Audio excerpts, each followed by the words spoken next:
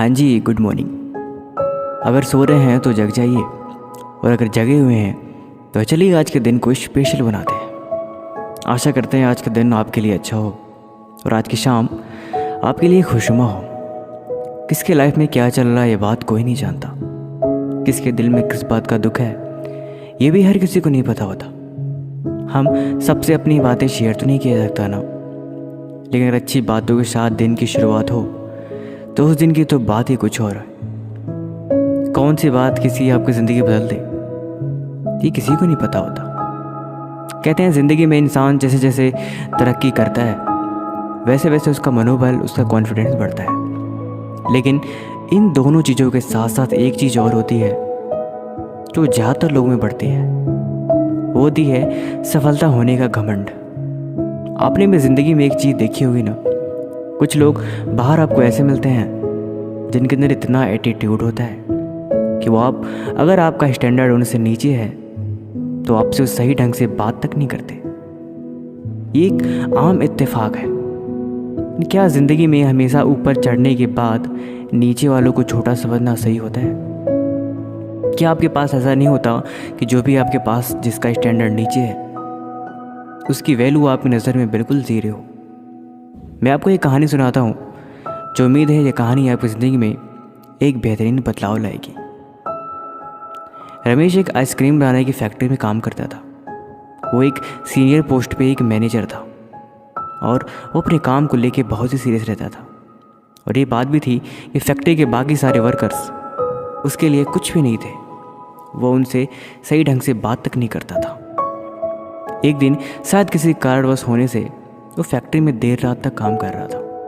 उस दिन शायद रात कुछ ज़्यादा ही हो गई, वो बाहर नहीं जा सका।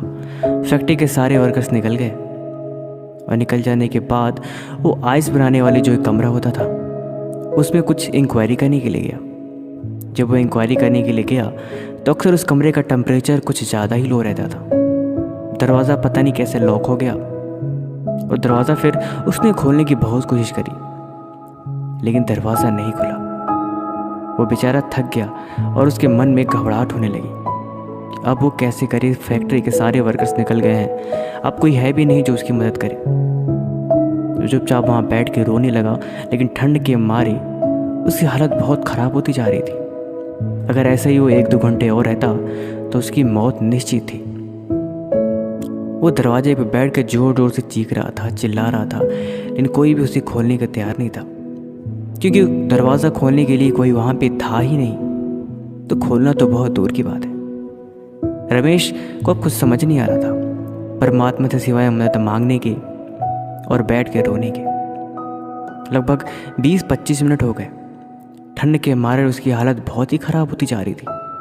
तब तक गार्ड पता नहीं कैसे, शायद भगवान का रूप लेके या कैसे, उस रास्ते से गुजर रहा था कि देखे फैक्ट्री में कोई रह तो नहीं गया। तब तक उसे चीखने और चिल्लाने की आवाज़ सुनाई थी। उसने देखा कि अंदर कमरे में कोई बंद हो गया है। उसने जल्दी से दरवाज़ा खोले, उस साहब को उठा हीटर के पास ले गया। लगभग काफ़ी देर तक उनकी सिकाई करी। उन्हें होश आया, उन्हें एक चाय बना के ला के दी। साहब चाय पीने लगे। जब चाय पीने लगे तो उनकी जान में जान ही शायद उनकी ज़िंदगी का एक नया सवेरा था। उन्होंने गार्ड से पूछा कि तुमने मेरी मदद कैसे कर ली, क्योंकि उन्हें अच्छी तरह याद है कि अक्सर जब वो ऑफिस में एंट्री करते थे तो अक्सर वो गार्ड हमेशा उन्हें गुड मॉर्निंग या नमस्ते बोला करता था। लेकिन वो भी एटीट्यूड के कारण कि उनकी पोस्ट बड़ी है, कभी कभी सर हिलाते थे तो कभी कभी जवाब भी नहीं देते थे। लेकिन गार्ड नियमित रूप से उन्हें नमस्कार जरूर करता था।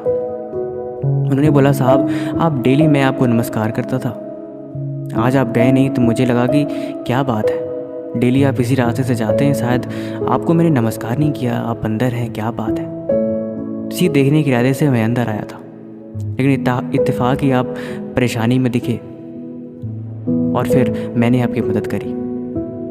रमेश उस गार्ड के हाथ पकड़ के ज़ोर ज़ोर से रोने लगा। कह रहा था कि मुझे नहीं पता कि तुम कैसे वहाँ मदद करने के लिए आ गए, लेकिन तुमने मेरी ज़िंदगी को एक नया जीवन दान दिया है और ये एहसान मैं पूरी ज़िंदगी कभी नहीं भूल सकता, शायद चाहूँ तो भी नहीं। रमेश का घमंड और उसका एटीट्यूड आज उसकी आंसुओं के साथ बह गया था। उसे बात समझ में आ गई थी कि इंसानियत से बड़ा कोई चीज़ नहीं होती इस दुनिया में, और जो किसी की जान बचाए उससे बड़ा तो शायद कुछ होता ही नहीं है। हम अक्सर कभी सामने वाले को कुछ नहीं समझते हैं, ऐसा कई बार ही होता है। मैं ये नहीं कहता कि ऐसा हर इंसान होता है, लेकिन सच है ये।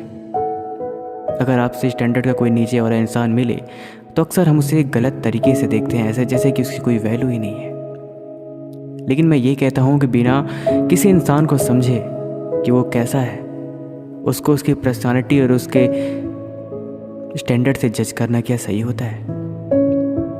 कौन सा इंसान कब कहाँ आपके काम आ जाए और आपकी ज़िंदगी बचा दे, ये बात कोई नहीं जानता।